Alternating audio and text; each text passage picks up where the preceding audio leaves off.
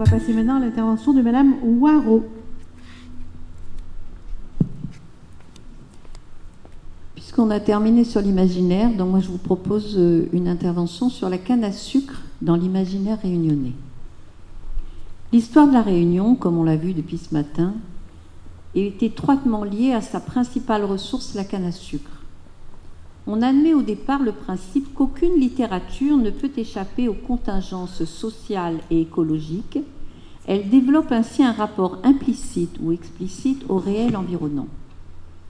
Le règne de la canne à sucre dans l'agriculture de la Réunion débute en 1815 et jusqu'en ce début du XXIe siècle, malgré quelques vicissitudes, cette culture demeure essentielle. Le thème de la canne à sucre va donc conjuguer divers aspects de la plante dans le paysage, l'économie, les différentes étapes qui président à sa culture, sa récolte, sa transformation, d'où l'univers des êtres humains qui vivent avec cette plante. Des rites sociaux, des fêtes sont liés à la canne à sucre, qui compose et envahit le paysage réunionnais. Elle a créé une sorte de colonisation du paysage, mêlant l'histoire sociale au mode de vie de l'île, nourrissant par un lent processus l'émotion tellurique et la sensibilité de ceux dont la vie quotidienne et le destin s'associent à ce cadre. La canne à sucre a ainsi nourri l'imaginaire créole, inspirant poètes et romanciers à travers leurs écrits. L'écrivain, ce génie du lieu, au sens d'Édouard Glissant, a toujours eu le besoin d'ancrer sa parole dans un espace. Le temps de la canne à sucre est d'abord lié à un calendrier de démarrage de la campagne sucrière, de la coupe et de la fin de celle-ci avec ses fêtes et rituels qui ont tendance à disparaître. La littérature coloniale, dont l'idéologie est aujourd'hui dépassée et même condamnée, semble de ce fait être tombée dans l'oubli. Pourtant, les romans coloniaux posent des problèmes sociaux de l'époque de l'espace colonial où devaient cohabiter des groupes culturellement hétérogènes. Ils fournissent donc un état des lieux intéressant sur le discours social et l'imaginaire de l'époque. Le roman colonial réunionnais se définit comme un roman de race et donne une représentation de l'autre et du même en mettant en scène des personnages emblématiques de chaque ethnie. Il se présente donc comme un regard ethnographique se voulant authentique sur la réalité coloniale, fondée sur l'apologie de la race blanche, de sa mission civilisatrice à l'encontre des autres races. Les descriptions des fêtes indiennes illustrent cette contradiction. En effet, elles pourraient facilement être retranchées sans que cela gêne la compréhension de l'histoire. Et elles semblent avoir avant tout une valeur anthropologique aux yeux de leurs auteurs. Un des premiers textes, publié en 1935 par Madame Winter Frappier de Montbenoît, se dénomme Viry et ses trois maris, a pour sous-titre Mœurs indiennes à l'île de la Réunion. Ou encore celle de Suzanne Barnil, Mahavel, publiée en 1951, centrées tous les deux sur la fête du Pongol. Ces nouvelles sont surtout le prétexte à une description exotique des pratiques et des mœurs indiennes. Cette fête de la moisson du Pongol est célébrée en l'honneur du soleil et a lieu au mois de janvier après la coupe des cannes. Elle rythme ainsi la fin de la coupe, alors que la bénédiction chrétienne des sabres et le défilé des charrettes fleuries marquaient le début de la coupe, afin de protéger les coupeurs des accidents en enrayant le mauvais sort. Et donc, c'est surtout au XXe siècle que les écrivains ont intégré la canne à sucre dans leurs écrits, dans leurs nouvelles, en particulier un recueil publié en 2005 par William Cally, La légende du chien des cannes et autres nouvelles créoles, met en scène des écrits fantastiques qui ont puisé leur sève au versant agricole de l'univers sucrier. Un univers dont les dimensions réversibles jour et nuit, passé, présent, poétique et refoulé, ont nourri son imaginaire. Qu'advient-il de l'homme qui refuse le conseil des vieux créoles et s'aventure à l'heure des ténèbres dans les champs de canne à sucre de Bois-Rouge, l'une des plantations les plus isolées et les plus sinistres de cette terre réunionnaise? Le voilà contraint d'arpenter, le cœur palpitant d'angoisse, ces sentiers désolés dont certains, constellés d'offrandes, lui offrent lui dévoile l'existence dans ce coin de l'île d'étranges rituels de sorcellerie. Se doute-t-il dès lors qu'il va bientôt être confronté aux bébêtes hantant ce champ de Cannes des Hauts-de-Sainte-Marie, à l'être suscitant toutes ces curieuses croyances et pratiques? Ignore-t-il encore que cette parole de Gramoun qu'il a bafouée et méprisée comme de vulgaires superstitions va se réaliser? Face au monstre, incapable de répondre à l'énigme de son existence, seul l'instinct le guidera. Il fuira à toutes jambes sur le chemin de terre, comme la proie fuyant son prédateur. Puis, tournant les yeux une dernière fois vers le bébête au visage difforme, il le verra hurler à l'oreille dressée de son abominable compagnon d'éternité, un terrifiant chien rouge, cet ordre suprême et implacable. Kapali.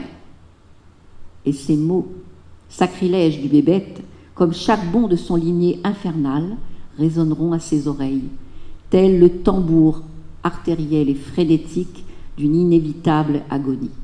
Kapali, la légende du chien des Cannes, est le premier récit de ce recueil de 6 nouvelles fantastiques créoles qui nous invite à une intrusion dans le territoire des cristallisations les plus angoissantes de l'imaginaire de l'océan Indien. C'est l'histoire d'un carreau de Cannes à Bois-Rouge, dans les Hauts-de-Sainte-Marie, hanté par un bébête qui n'est autre que le spectre d'un chasseur d'esclaves ayant vécu 2 siècles plus tôt. Ce bébête se promène avec son chien de chasse qui se lance à la poursuite des promeneurs égarés.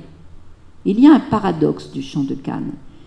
Celui-ci réunit l'image de la végétation et de l'espace agricole parfaitement maîtrisé le jour.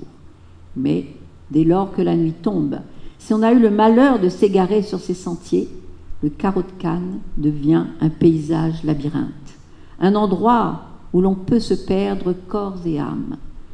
La nuit ouvre la porte au cortège de mauvaises âmes qui semblent soudain investir chaque parcelle de ces immenses champs si verdoyants le jour et aussitôt insuffler à chaque canne que l'on regarde le frémissement d'un être vivant et prédateur, écrit l'auteur.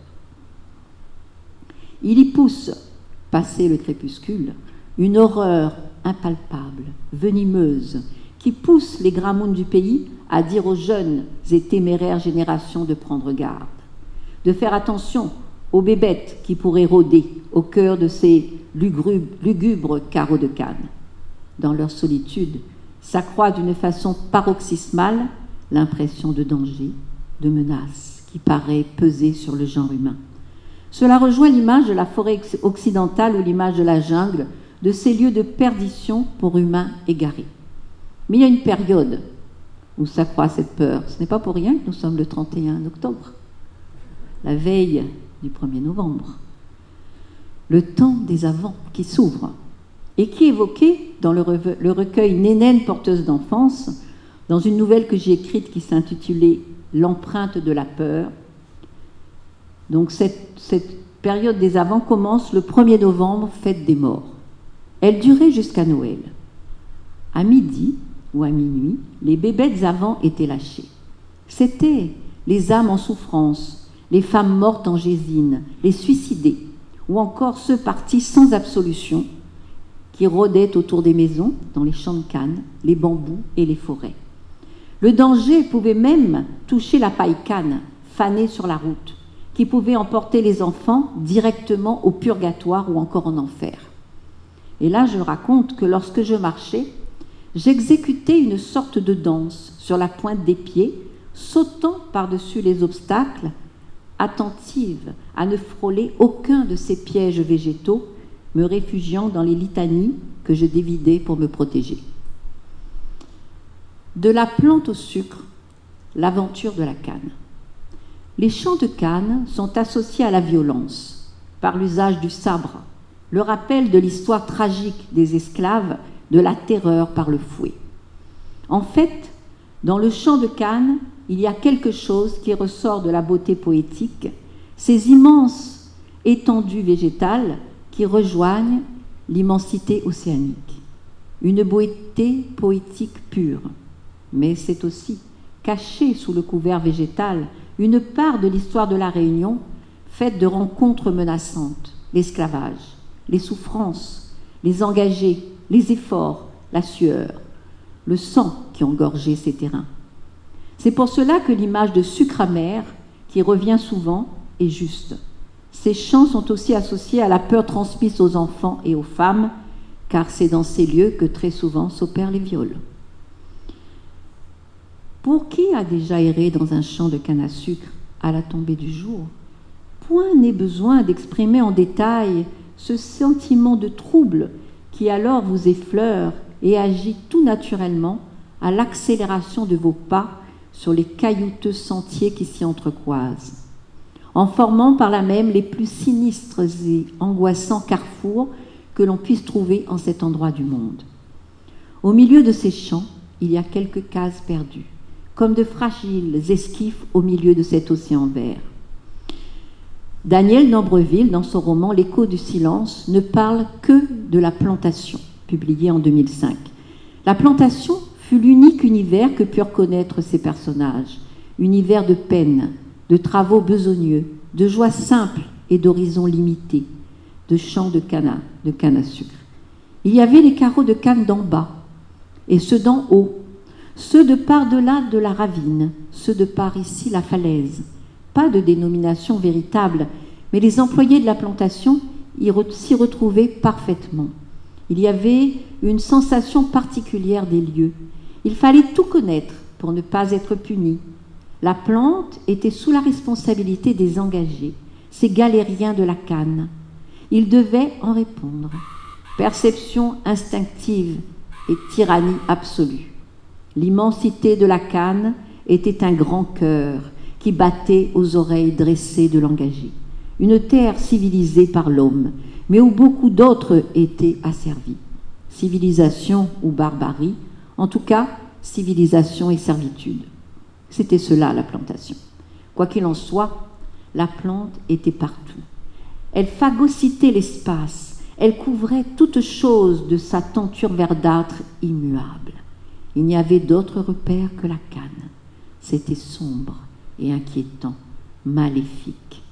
Ainsi, ces champs qui nous environnent et qui forment l'essentiel des paysages cultivés de notre île font partie de l'imaginaire populaire, transcrits dans les nouvelles, les romans, la poésie.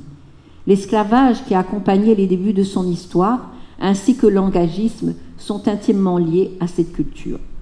Aujourd'hui, il reste au fond des mémoires ce passé toujours traumatisant. Mais rien n'est tout à fait noir ou blanc. Il y a le jour et la nuit, l'ombre et la lumière, dans les chansons qui chantent la danse de la canne. La poésie de ces paysages verdoyants ou rosés, quand elle est en fleurs, ont inspiré nos poètes, en particulier un groupe qui s'appelle Caloupilé, et qui a fait connaître à la France la beauté de nos champs de canne. Et je vais vous chanter un petit extrait d'une chanson qui s'appelle « Montagne les Bleus ». Grand monde y transpire dans champ de canne toute l'année, un sable dans la main, l'île est vraiment fatiguée. Même son doigt y brûle, il faut gagner une petite monnaie. La marmite l'est vide, lui peut rien pour manger, mais lui perd jamais son sourire, même si dans son cœur il soupire. Lui veille la mer, nuages les rouges dehors. Oui, oui, dans Dieu n'a soleil, oui, feuille cani danse dans le ciel. Et une autre chanson de Jacqueline Farérol, que vous devez connaître et que j'aime beaucoup, des années 80. Quand les fleurs de canne dansent dans le vent, les mouettes glanent les vagues de l'océan, et quand la nuit regagne le creux de tes flancs, mon île montagne, tu frémis doucement. L'immense champ de canne se couche dans le vent, des hauts de Sainte-Suzanne jusqu'au grand océan. Le tapis de lumière ondule au soleil, en longeant la rivière qui chante et s'émerveille. En conclusion, j'évoquerai William Cally lors d'une interview en février 2006 pour le journal Témoignage. Aujourd'hui, C'est l'angoisse de voir les champs de canne à sucre disparaître, mais à la place, une prolifération du béton. L'angoisse de voir un monde ancien submergé par un autre monde, un monde moderne, avec ses immeubles, ce béton, ces routes qui viendraient engloutir le décor, qui fondent notre histoire, nos paysages. Merci.